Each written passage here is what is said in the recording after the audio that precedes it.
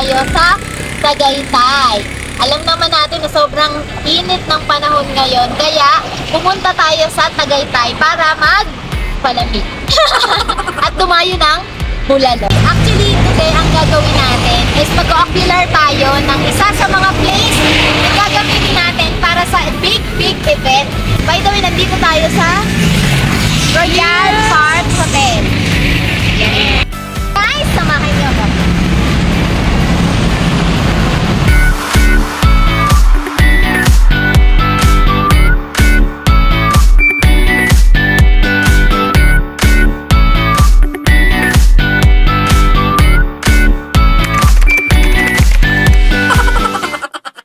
Hello guys!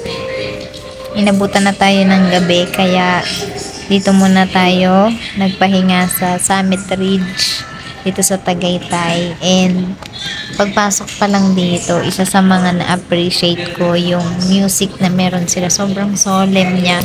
I feel like nasa ulit ako, Changi Airport. Ganun yung pakiramdam, tapos sa tapat pa na gabi pa. Sobrang relaxing nga dito. Tapos sobrang lamig sa labas. Alam nyo, may paano sila. Ano ba tawag dyan? Basta yung tawag dyan para mainitan ka. Pero ang totoo niyan, lang siya, video lang siya. Hindi siya totoo na, nakahoy na umaapoy para mainitan ka. Pero parang mararamdaman mo din naman na mainit.